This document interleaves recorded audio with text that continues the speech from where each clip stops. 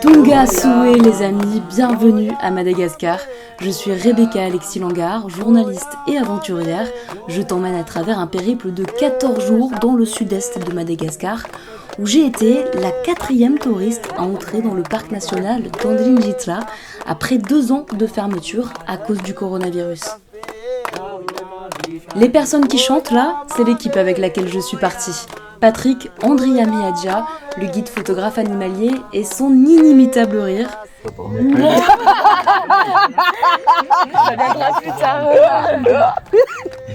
Le guide national Adrien Razafimandibi et son humour à toute épreuve. Les porteurs, ils sont très timides. Ah oui, moi je peux te regarder face à face comme ça. Mais il y a des champs magnétiques entre nous là. Depuis 25 ans, il promeut l'écotourisme dans le parc national d'Andrinjitla et il a créé la réserve d'Andja pour préserver les makikata, le plus emblématique des lémuriens. J'étais accompagnée d'Anaëlle, une bordelaise de 30 ans qui a égayé le trek. C'était la première fois qu'on se rencontrait. Et les 8 porteurs qui se présentent en chanson. Oui, il y avait bien 8 porteurs pour la nourriture. En fait, ils transportaient des cocottes pour cuisiner en quantité.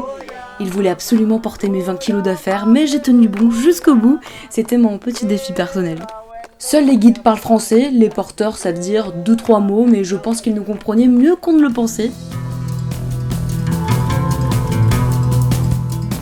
Depuis l'aéroport de Tana, la capitale, il nous a fallu 2 jours de voiture pour rejoindre le premier point étape, en partie sur la RN7, l'axe routier principal. Autrement, c'est de la brousse. Et ces 2 jours ne sont pas plus mal pour s'adapter parce qu'au début, on ne réalise pas forcément où on est tellement c'est différent de ce qu'on a l'habitude de voir. Je vois des enfants ou des habitués s'amuser à reboucher les routes avec une pelle. Je vois la pauvreté, des cases en bois, des toits pas finis, des enfants qui nous tendent la main par la fenêtre, qui travaillent dans les rizières avec leurs parents. Sur la route, on en profite pour découvrir l'artisanat malgache. C'est incroyable tout ce que les Malagasy savent faire avec si peu. Du miel, des huiles essentielles, des sacs en raffia, des objets en bois, de la marqueterie, des plats, des bijoux, de la bonne cuisine, du vin qu'ils vendent sur les bords de route. Les cuites qu'ils sont en train de mettre dans le bouteille là, c'est Inayo Géranium. C'est du genre médecine traditionnelle contre le mal d'estomac. 50 klaxons plus tard, nous voici donc à Ambalavao, plongés dans les us et coutumes des Malagasy, avec Adrien, l'un des premiers guides touristiques dans le pays. 303, c'est... Le code postal d'Ambalavao. Oui, c'est un rhum très célèbre dans cette région-là. 303, c'est notre code postal, mais fabriqué dans cet endroit-là. Comme la charrette chez vous, je sais pas. Ah oui, il y a les Delarine, le rhum charrette, le 300. rhum agricole. Ouais. Et vous, c'est rhum 303. 303. Mais il est qu'à 35%, hein, ça va. Hein. Ah oui, ça va. Parce qu'il y ça a, va. je crois, dedans, 35, c'est bien. Et... Aromatisé à la noix de coco, il y a quoi dedans? Ouais, il y a... C'est du rhum aromatisé. Ok. Est-ce que quand tu marches, tu portes la tenue traditionnelle? Cette tenue? Non, non, non, on ne porte pas ça. On s'accroche dans le sac. Mais vous la portez quand même toujours Oui, avec on vous? amène, c'est ça notre tradition. Le chapeau et puis la couverture, le lamba. Ça, c'est lamba? Oui, lamba. Et le chapeau? Chachuka. Chachuka. Chachuka. Pour que la balade se passe bien, du coup, tu verses le rhum où? Du côté nord-ouest? Nord-est. Nord-est. Je parle en malgache parce que nos ancêtres ne comprennent pas, ils ne comprennent pas le français, donc juste un petit peu. Angaro tumpandrenanghara raksotarongfa avieto ny vazaha Rebecca sy Patrick de Anaëlle puis ny tegnako moa raksotarongna mitondra ny toamasaka amin'ny aritana maboka infilety dia tahiso tahisaragna mba ho halaladalaka ny dianay araka zao tarogna mba sahisy ny rahona fahazavana ro azonay mpiky boiby agny ka dia agny raha kelikely tahiso tahisarana ro razany ty aritany ty fa dia soloky agny vita soany lala saosy indrindra tompandrinagnahary saosy. Ce que je veux dire que notre balade se passera bien, il n'y aura pas de nuages, nous serons au pic-popi et que tout le monde sentiront bien. La coutume locale ici se résume en 2 mots, comme nous l'explique Rita, le gérant de l'hôtel au Bougainvilliers, en Balavao. Mouramour, en gros, ça résume pas mal de choses. Mouramour, c'est-à-dire qu'on n'est jamais pressé, on n'est pas stressé du tout. Malgré la difficulté de la vie à Madagascar, on a toujours cette philosophie de dire « ça ira mieux demain ». Et c'est ce qui nous apporte en fait une façon de vivre. On n'est pas dans le besoin matériel en fait. C'est vraiment une joie où tu te dis ça se passera mieux demain. Comme tu as pu voir, même toi tu étais étonné tout à l'heure, j'ai 46-47 ans bientôt. J'ai 3 ans de 50 ans et tu étais étonné en fait, voilà, justement parce que je ne me stresse pas. On n'est pas du tout des gens, tu vois. Là par exemple, vous partez cet après-midi, peut-être qu'il y a un petit empêchement ou le guide il sera là. 13-14 heures, pas grave. 17 heures, il n'y a pas grave. Et en fait, c'est un peu qui résume Madagascar. En fait, c'est pour ça qu'on est un pays très pacifique, tu vois. On est des gens, en fait, malgré la difficulté. Et je précise qu'à Madagascar, on n'est peut-être pas les moyens, mais on n'est pas malheureux, en fait. Avec le peu qu'on a, on est toujours cette joie de vivre, en fait. On ne sait pas d'où ça vient, mais on ne dit pas parce que je suis contre aussi les gens qui disent que c'est une fatalité. Non. C'est vraiment l'esprit des Malgaches en fait de dire non, tranquille, Mouramour. Et donc ce mot-là, peut-être que vous l'avez entendu dès que vous arrivez à Madagascar, Mouramour. Et c'est ça en fait cette philosophie que tous les Malgaches ils ont en fait. Et c'est pour ça qu'en général, on se trompe toujours à 95% l'âge des Malgaches. Parce que physiquement, on ne se prend pas la tête. C'est pour ça en fait. En effet, j'ai cru qu'on n'allait jamais partir. Mais 5 heures de retard plus tard, première étape, les pieds dans l'eau. On laisse d'abord un troupeau de zébus traverser la rivière. Il y a un homme avec un fusil en bandoulière qui se lance. Et puis on y va. Alors, cette traversée de la rivière Anaël, c'était magique. J'ai eu un super protecteur qui m'a tenu la main. C'était merveilleux. Il est trop mignon. C'est notre grand chef. Tellement importante. Comment tu t'appelles? Moi, je m'appelle Jano. Comment? Jano. Jano? Ouais. Ok, pardon. Lycée. Ouais, un peu. Et vous? Tu as quel âge, Jano? J'ai 32 ans. 32 ans? Ouais. Ok. Moi, je m'appelle Rebecca Rebecca. et j'ai 26 ans. Et moi, c'est Anna Anna. et j'ai 30 ans. Ok. Tongashua. Tongashua. Yeah. Bienvenue à Madagascar. Bienvenue à Madagascar. Ici à Nemicha. Quelques mètres plus loin, une échelle en bois longe un mur de pierre qui mène à un pont au-dessus de la rivière. Ces ponts sont vraiment impressionnants. Quand on les a passés en 4x4, le conducteur mettait des planches pour combler les trous, puis on passait au-dessus et les reprenait. Là, on est à pied, on n'a pas de planche à disposition, donc il faut jouer les équilibristes. Adrien, comment ça se passe tous les ans au niveau de la réparation des ponts? Puisque tous les ans, vous avez des cyclones. Oui, c'est très fort. La cyclone cette année. Tous les ans, il y a des cyclones, mais on n'arrive jamais à abîmer le pont comme ça. Celui-là, ça a été le plus fort. Depuis combien de temps? Depuis des années. Ma mère m'avait dit qu'il n'y a pas de cyclone comme ça depuis qu'elle a maintenant 63 ans. Donc elle a vu. Elle a vécu beaucoup de cyclones, quoi. Oui, et au niveau de la réparation des ponts, du coup, tu disais quoi tout à l'heure?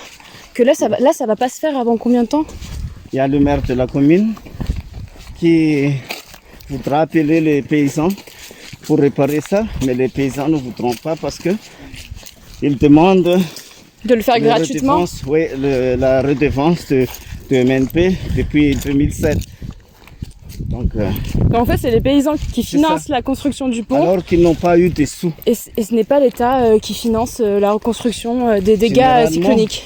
Oui, l'État normalement, mais vu l'État est vachement pauvre, n'arrive pas à faire des subventions ici. Sauf que les trucs au bord de la route, pour bien dire qu'on a fait des choses. C'est ça.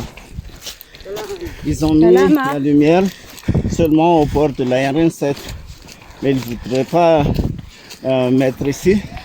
Parce que ici, les gens ne disent pas chez eux, c'est loin de la radio, tout ça, pour bien dire que L'État, il travaille bien. Mais ici, c'est loin de la radio donc... Parce que ce que tu es en train de dire, c'est que la radio, ils vantent beaucoup ce qui est fait, mais pas ce qui n'est pas fait. C'est ça, côté positif. Que le côté positif. Le côté néfaste, c'est tu. bouche cousue. Voilà. C'est quoi ici? On est arrivé au Brudakai. Brudakai. C'est quoi? C'est un gîte? C'est une sorte... un gîte. Brudakai. Juste à l'entrée du parc national. Okay. Bienvenue. Bienvenue à toi. Ça va? Putain, j'en ai chié la dernière montée là, j'avais chaud, j'en pouvais plus. C'était dur. Ma chemise a été trop trempée. Ça va? Tu viens d'arriver? Oh, ça fait quoi? 10 minutes? Ouais, vous avez pris d'avance. Ouais. Vous m'avez semé un moment. Mais en fait, à un moment, je me suis retournée puis t'étais plus là. Ouais, ce trou, je pense dans le toit, ça doit être dû au cyclone ça. Ouais, mais toutes les maisons sont... Non, Patrick, on l'a pas vu depuis le passage de la rivière au tout début du trek. Sérieux? On l'a pas revu du tout. Il s'est... Je sais pas ce qu'il fait. Il s'est où aller? Il doit chercher des bêtes, sûrement photographier. Alors où est-ce qu'on est là? Un peu plus loin. Ah, en fait, il y a plein de petites maisons. Ouais, c'est ça. Oh, c'est mignon comme tout. Ah ouais. Faut vite que je fasse ma tente là parce qu'il fait nuit à 18h déjà, il fait nuit noire. Et on va en profiter avec Patrick pour aller faire des photos de nuit. À la recherche des serpents, des caméléons, de toutes les petites bébêtes en tout genre qui sont cachées dans la brousse. On bivouac à l'entrée du parc national, en partie ravagé par le cyclone. À côté de l'ancien restaurant, j'aperçois une pancarte Parc national parmi les débris. L'étendue du paysage est déjà immense. Il y a des gîtes en terre rouge parmi de grandes plantes vertes. C'est quoi le thé d'ici? Citronnelle. C'est des... Tu connais la citronnelle? Vous faites infuser le bâton dedans, c'est ça? Non, avec des citronnelles, c'est avec comme, les feuilles? Les feuilles. Puis c'est bien contre les moustiques. Ça sent le citron très très fort. Bien sûr. Donc vous mettez ça là vous avez mis les... aussi. Ah, ça soulage la fatigue, la citronnelle. C'est bon à savoir. Vous en avez emporté avec vous ou est-ce que vous la trouvez aux alentours? Ici même. Ah, ici même là vous... Juste devant le bureau du parc là, ça pousse pas. Ah ouais, avec les petits biscuits. On est bien là. Oh là là, c'est le grand luxe là. Hein. Vas-y. Dis donc. Mais ici à Madagascar, quand on se lève très très tôt parce que paraît-il que le destin, il descend du ciel à partir de 23 heures et puis il remonte à 3 heures du matin ou au plus tard 3h30 du matin. Donc si tu voudras chercher ton destin, il faut que tu te lèves très très tôt et après tu vas retourner au lit. Donc vous vous levez à quelle heure pour aller chercher votre destin? À chaque fois je me lève à 3 heures, laver les yeux avec de l'eau froide et puis retourner au lit, souvent comme ça. Il y a beaucoup de traditions à Madagascar, surtout dans la région Pétilé, dans la région de l'Antemour, dans la région, n'importe quelle région, ils ont leurs traditions. Chez vous, vous n'effectuez pas la circoncision, mais ici, chez nous, là, on fait la circoncision, c'est-à-dire couper les zizi de bébé. À la naissance? Dès la naissance? Non, à partir de 2 ans. À partir de 2 ans. 2 Et ans. alors, vous circoncisez les garçons? Est-ce que vous excisez Les filles, on ne fait pas. Mais dans les gens de la Tandrouille, là-bas, c'est pas circoncis parce que eux, c'est venant de descendants de l'Afrique, de l'Est. Donc, eux, c'est pas circoncis du tout. Où ça? Dans le sud de Madagascar. Dans le sud de Madagascar, ils ne circoncisent pas les enfants, les garçons. Dans les Tandrouille. Mais côté Merne, côté l'endroit où nous irons, Manakara, ils font la circoncision tous les 7 ans. Tous les 7 ans? Oui, tous les 7 ans. C'est Alors, circoncision commune. Donc, si tu fais tes enfants circoncis, ça ne tombe pas au rendez-vous, au meeting tous les 7 ans, tu payes des amendes. Donc, le père de la famille, soit il donne ça au début, soit ils mangent ça avec Dans la une peau de banane, Oui, je l'ai vu. avalée d'un seul coup. Et ça, c'est dans le... Dans la tradition Petsileo. Petzelo, c'est où? C'est nous. C'est vous? Oui, moi je suis Petsileo. Ah d'accord. Ah oui. Et du coup, est-ce que tu as mangé le... Si, on a La déjà, capsule de ton fils. ce matin, là, on a déjà mangé, avalé. Donc toi, tu as dû manger Ah oui, la capsule de ton j'ai fils mangé 3 fois. 3 fois? Parce que chacun, il a son pouvoir. Par exemple, toi, tu as ton pouvoir, Rebecca, tu as ton pouvoir. Et là, c'est une sorte de filiation, c'est-à-dire que ton pouvoir reste toujours dans ta famille. Par exemple, tu es vraiment forte, tu es vraiment intelligent, comme ça. C'est ça. Mais si tu laisses quelque part, ça va disparaître, ça va perturber la vie de nouvelles générations. C'est comme ça. Quel est le pouvoir de ta famille? C'est-à-dire Le que pouvoir principal, on va dans ma dire. famille, par exemple, ma mère, elle est déjà institutrice. Et puis moi, déjà fini mes études. Et après, il y a mes enfants aussi, plus que moi. C'est ça. Mais ça va continuer plus loin. C'est comme ça. Donc ça reste, ça dépend de la famille, mais il y a toujours la conviction d'aller très très loin. C'est ça le pouvoir. Est-ce que ça vous dit d'aller voir un caméléon Ah ouais, qui est en il y en a train de dormir? Ouais. Ah ouais, bah ouais. Juste en bas. Ah vas-y. Emmène l'appareil photo. Comme l'explique l'autre guide, Jeannot, si l'on ne veut pas s'attirer des malheurs, il y a tout un tas de fadis à respecter. Il y a des fadis, le tabou comme le viande de porc. Il est interdit de porter le viande de porc dans le parc national Anding, surtout l'endroit au circuit appelé Saramande, parce que là il y a l'endroit sacré à cause du deux sites d'eau sacrés. À cause de? Deux sites d'eau. Ah, à cause de 2 sites d'eau. Oui, vous verrez deux sites d'eau sacrés. À chaque fois qu'il y a quelque chose de sacré, que ce soit un paysage, je sais pas si ça peut être un objet par exemple, vous êtes obligé de respecter toujours des traditions, Ouais. des contraintes finalement. Enfin, je veux dire, vous êtes. Les gens ici toujours respectent le fadi, surtout dans le parc national d'Anding, parce que ça nous donne de mauvaises conséquences quand il y a quelqu'un qui... Parce que la plantation... Ouais. Il y aura du pluie avec du tonnerre et du grêle. Jeannot me dit que c'est tabou de faire ses besoins dans le parc.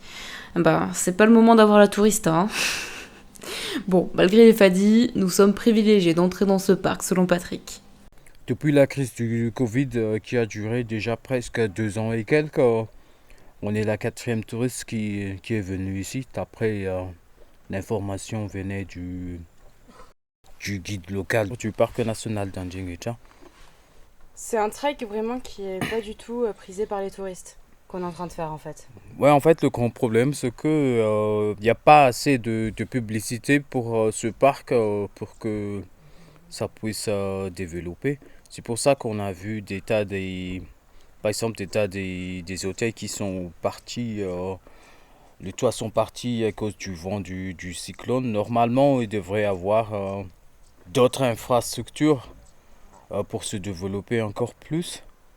Mais là, on a vu que les infrastructures qui sont détruites, les gens ne commencent même pas à les réparer. Donc, Et il y a toujours la possibilité de toute façon de faire du camping ici quand on vient. oui, bien sûr. Ouais. Niveau sécurité, dans le parc, c'est... Là, c'est bon, il n'y a rien à craindre ici. C'est tranquille. Ouais. Non, jamais eu d'accident, il n'y a pas de bandits ou quelque chose comme ça qui craint. Il y a combien de manières différentes de dire bonjour, enfin de saluer quelqu'un quand on les croise? Akuriabi, Manawona, Salama. Ça c'est même ça. D'accord. Quand on demande des nouvelles, des nouveaux vols, Suswab, ça veut dire comment ça va. Et il répond ça va. Samana. Suswab. Suswab. Suswab. Yeah, ça veut dire comment ça va. Comment ça va? Yeah. Ok. Suswab. Oh, j'apprends petit à petit, mais il y a plein de choses à retenir. Waouh. Tu préfères marcher en chaussures plutôt que pieds nus ou des fois tu fais la route pieds nus? Moi, j'ai l'habitude de marcher Pieds nus? pieds nus si je fais du travail au champ. Faut faire Tu préfères des chaussures. des chaussures, ouais. Il y en a qui le font pieds nus, c'est incroyable. À La Réunion, il y avait quelqu'un qui gravissait les montagnes pieds nus. Et il me disait que chaque pierre était là pour lui masser la plante des pieds. Salam.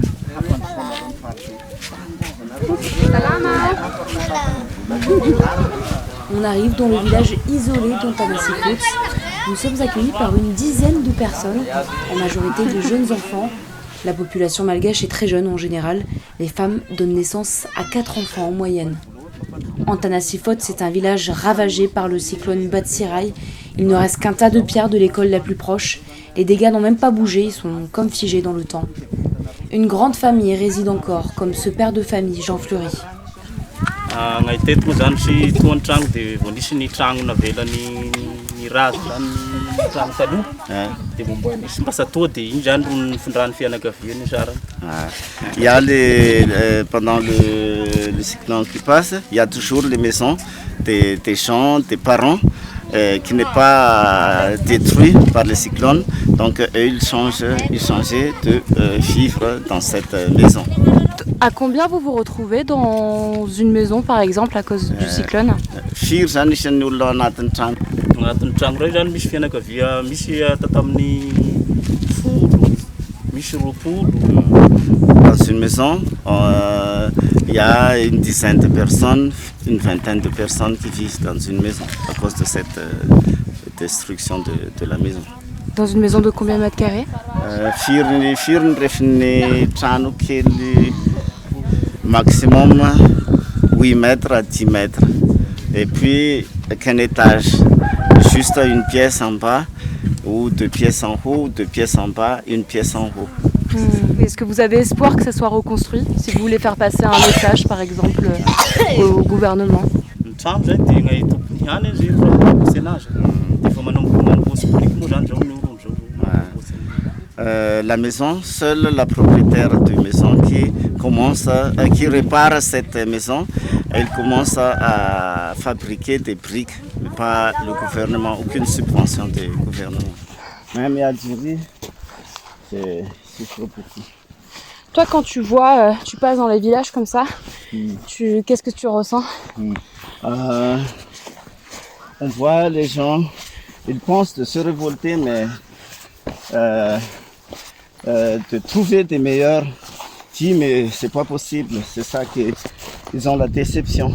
C'est ça. Ils sont résignés. Oui. Je pensais qu'il y avait quand même beaucoup d'ONG, beaucoup de bénévoles qui passaient dans les villages, c'est faux? Pas du tout. Pas du tout. Sauf Sekaline, c'est un projet. Un projet, mais ça rapporte pas grand chose au peuple. Est-ce que toi, tu risquerais gros, on va dire, si tu t'aventurais à parler de ces problèmes-là directement, par exemple à un maire, à quelqu'un qui fait partie du gouvernement? Déjà expliquer ça au maire de la commune, pas au gouvernement, mais aux responsables, par exemple le gouverneur de la région Haute-Massiadj, la région de Fianarantsoa. Mais eux, ils ne font que la politique, c'est juste pour soutenir le président. Donc à toute chose qu'il montre au peuple, c'est aucun impact positif au peuple, c'est impact positif au président pour bien soutenir le siège du président. C'est ça qu'il garde beaucoup. Mais le développement du peuple, rien du tout.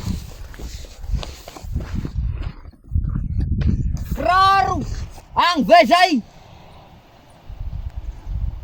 Gran rapatriga Vlayeu rawat kam narawanga Krarko. J'ai dit ma chaussure. C'est comme tes chaussures? Ang ve Vous leur demandez de nous attendre, c'est ça? Bien rojo. Pour que tu puisses récupérer tes chaussures pour la forêt. Ouais, c'est ça, on va voir. Ouais, bah oui. Parce que là, on va passer dans la forêt? Oui, bien sûr. Dans la forêt, dans le rocher, là, pour se baigner. Et pourtant, quand on va traverser, je veux dire, les rochers, hein, ça pourrait que comment on appelle ça? La peau va se briser à cause des rochers. Ah oui. Et Et des morceaux de bois aussi, j'imagine. Ouais. Et c'est mieux de mettre la chaussure. À partir, Ok, on y va. Allez, en route vers le pic Bobby, le deuxième plus haut sommet de Madagascar qui culmine à 2658 mètres de hauteur. On est seul au monde ici. Ouais. Donc là, on a fait... 2010. On est à 2010 mètres. Ouais, parce qu'au campement là-bas, c'est 2035. Et puis au-dessus, c'est 2658. D'accord. Nous étions partis en 1680. À 1680, on est parti, ouais. Pic Bobby, ça vient du nom du chien, mais ça a déjà changé depuis l'année 2014. Et on changeait Pic Marievland. Marievland, ça veut dire tout près du ciel. Et quand on arrive au pic, on peut toucher le ciel comme ça quand on saute. Vous verrez ça quand on arrive là. Bonjour. Ouais, ça va et toi? T'as bien dormi? Super. Ouais. Salama. Salam. Bonjour. Bonjour. Ça va? Oui, ça va bien. Bien dormi? Ouais, en forme. Prête? C'est joli, on voit juste le croissant de lune. Il est 2h du matin et on s'apprête à gravir le pic Bobby. On suit Jeannot de nuit qui avance pas à pas à travers les buissons. Avec son bâton de marche, il chasse les serpents. Je précise qu'il n'y a aucun balisage depuis le début de l'aventure. Les sentiers ne sont pas évidents, d'où l'importance d'avoir un guide. Il y aurait encore des endroits qui ne seraient pas répertoriés sur les cartes. Et dans la brousse, la plupart du temps, on ne capte aucun réseau local.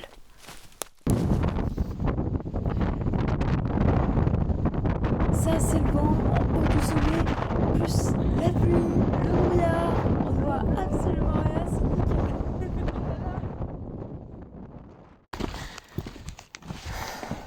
La meilleure partie, c'est sur le retour, quand on se rend compte 2 jours de tout ce qu'on a traversé. C'est vraiment incroyable. De grands rochers à plus de 200 mètres de haut. Et il faut faire très attention aux arbres parce qu'on s'en mêle très facilement et là, la chute pourrait faire très très mal. C'est marrant comment ça fait. On dirait un robot.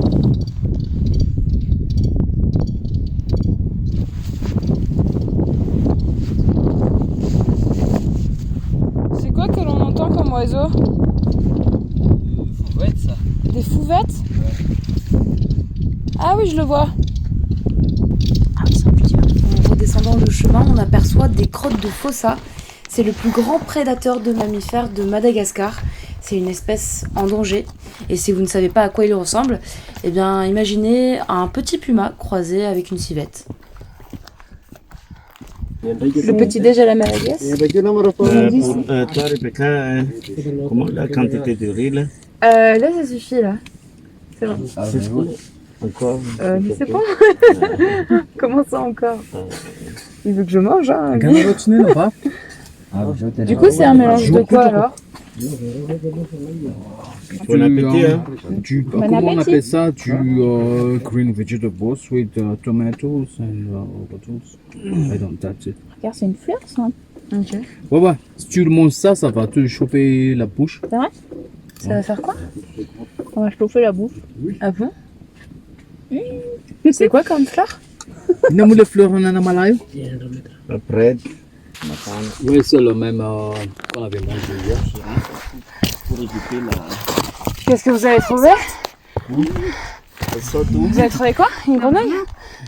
non, Oh, elles sont toutes petites! faut bien fermer la main. Oh là là, elles sont trop Aïe, non, mignonnes! mais le TV.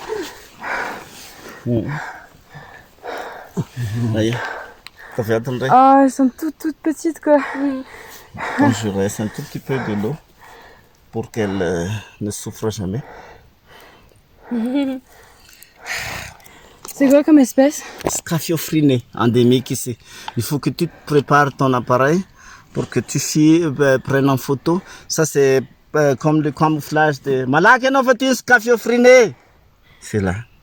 Oh wow. Okay. Il faut se lever à 1h du matin pour pour trouver ça, alors que vous avez la chance en plus que vous êtes deux. Donc, Il y en a deux. Et voilà. Chacune sa grenouille. Là c'est Rebecca et là c'est Anaël.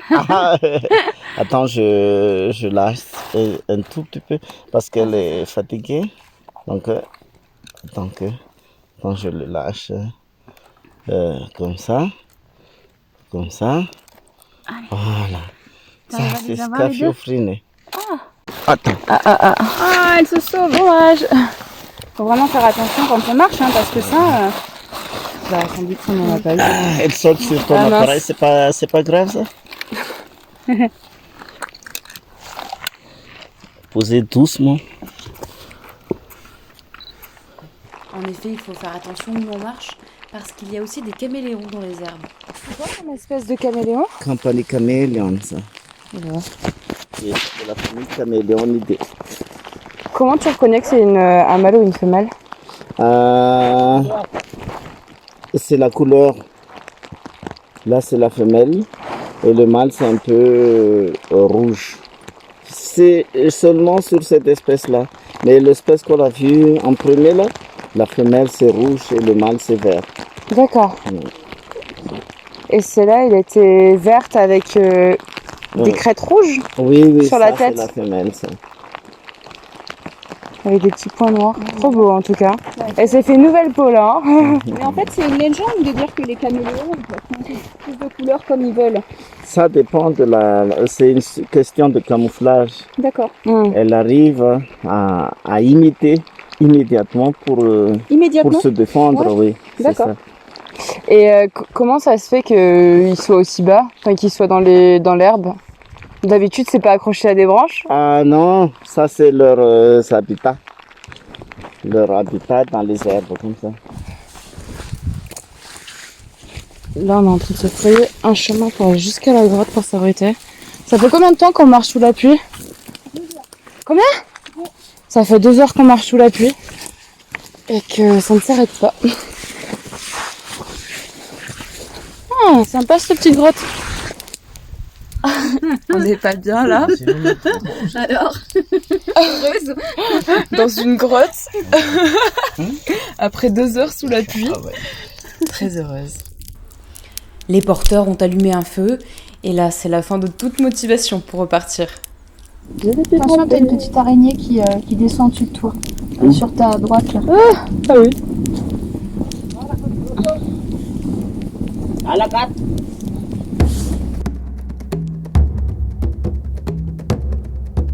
Deux heures après, et un peu moins trempé, on repart direction Taranombi.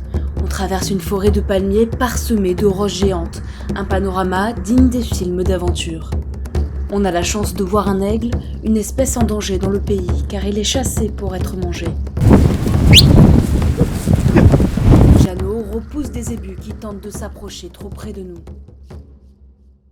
On s'installe à un campement où l'on s'abrite sous une sorte de hutte faite de pierres et de bois. On se retrouve assis au coin du feu, les porteurs cuisinent et nous font entendre leur voix.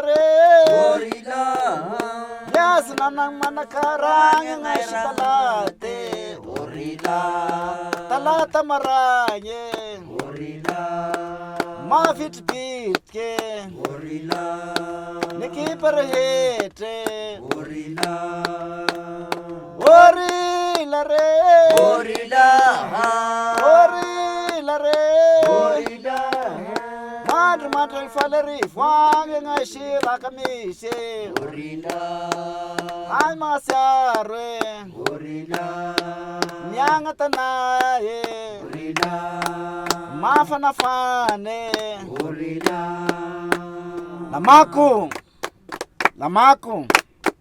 lamaku afereno atambar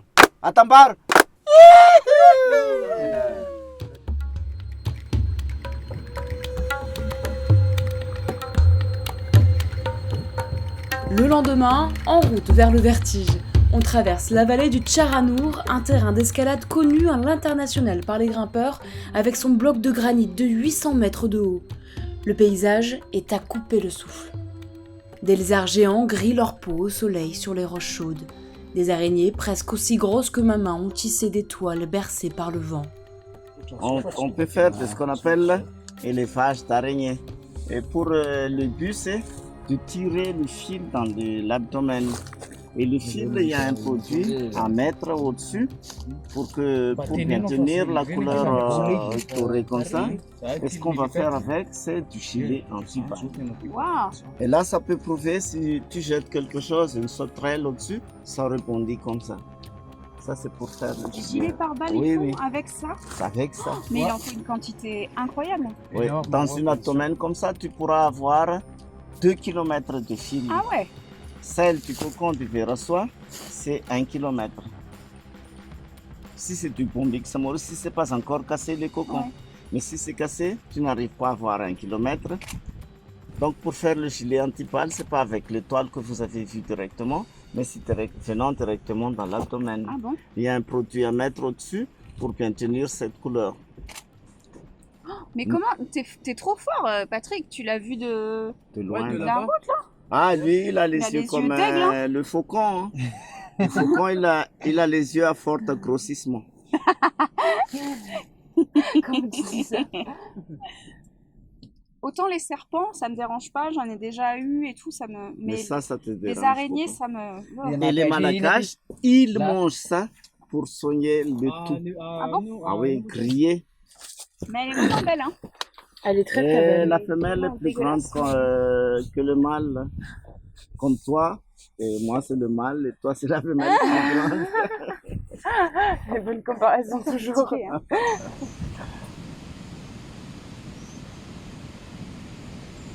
Ce matin-là, pour nous mettre en jambes, on doit sauter au-dessus de l'eau. Allez Patrick! Allez Patrick!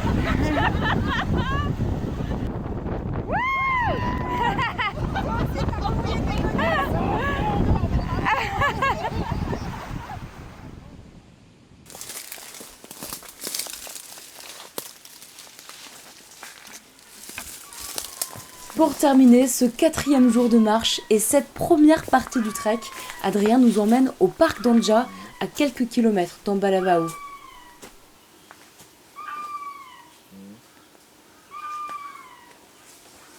Le parc d'Anja est une réserve de lémuriens qu'il a créée il y a 21 ans. Avec les gens, les villageois qui habitent aux alentours de cet endroit-là. Et puis j'avais expliqué à eux de sauvegarder cet patrimoine en éduquant les gens d'ici de ce qu'on appelle de changer le système de culture du riz, de pratiquer de ce qu'on appelle la culture moderne. Et puis s'ils avaient vu qu'ils ont beaucoup de rendement du riz, en équilibre de ça, j'avais demandé à eux de protéger cet endroit-là. C'est ça l'équitabilité que je faisais. Pour le protéger, qu'est-ce que tu as mis en place?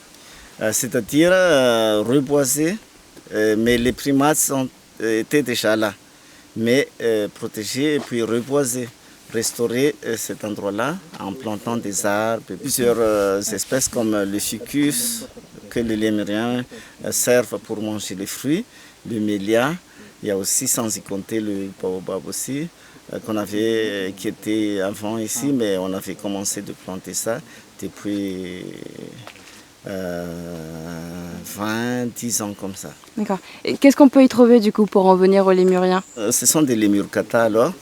Ce sont des lémuriens qui vivent toujours en groupe. Et ils ont la sérénité, la tranquillité. Ils arrivent à se reproduire bien sur cet endroit-là. Et puis ils vivent toujours en groupe de 15 à 20 ans. 15 à 25 plutôt, pardon. Et puis leur saison des amours, ça passe bien, surtout maintenant, avec la naissance qui sera commencée en septembre. Et puis le bébé qui pèse 70 grammes, un adulte à partir de 3 ans. On les laisse se reproduire eux-mêmes. Même il y a des problèmes entre eux, par exemple, il y a des maladies qu'il faut l'observer. On avait appelé des vets pour les soigner, mais on n'arrive jamais à trouver des vets, donc ils se soignent entre eux. Il y avait 23 ans, ils n'étaient que 120, alors que maintenant ils sont aux alentours de 650. C'est ça. Ça veut dire qu'ils se reproduisent bien. J'ai pas trop compris pourquoi, mais on se fait escorter par 2 gendarmes pour visiter le parc. Et l'on tombe sur l'ennemi du Makikata, le boa constrictor, que Patrick n'hésite pas à prendre en main et à mettre autour de son cou. La façon de prendre comme ça, c'est pas interdit. Ce qu'on appelle impact environnemental. Mais si c'est à chaque fois que tu prends ça, ça va embêter les serpents. Ouais, c'est pas bien du tout. Mais là, nous restons dans la classe de chercheurs. Nous sommes tous chercheurs. Et c'est quoi comme espèce exactement? Constructeur. Un boa constructeur, Ouais. c'est ça? Oui, constructeur. On en trouve beaucoup dans ce parc? Oui, beaucoup ici. J'ai peur de l'araignée ce matin, mais vous, c'est le serpent. Et puis, la femelle, elle naît ses bébés directement dans le ventre. T'as pas mis du Elle pompe pas, ça pompe pas. Non, elle ne pompe pas du tout. Est-ce que tu as de l'eau pour laver un peu les mains pour prendre? Non. Mais non, mais ça va. J'ai pas très envie de le prendre. Voilà.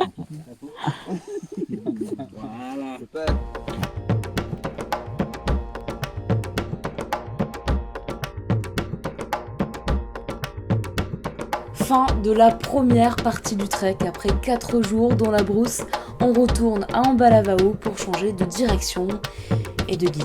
Car, retournement de situation, Adrien doit nous quitter pour une urgence familiale. Sa mère est malade et l'on doit continuer le trek sans lui. Il nous quitte en pleurs, déçu de ne pouvoir continuer avec nous. Et c'est avec un pincement au cœur qu'on doit continuer la route. Et vous allez voir, dans le prochain épisode, nous partons au sud-est d'Ambalavao. Mais ça, sur le moment, je n'ai pas le droit de le mentionner, ni de publier sur les réseaux des photos de la voiture pour ne pas se faire repérer.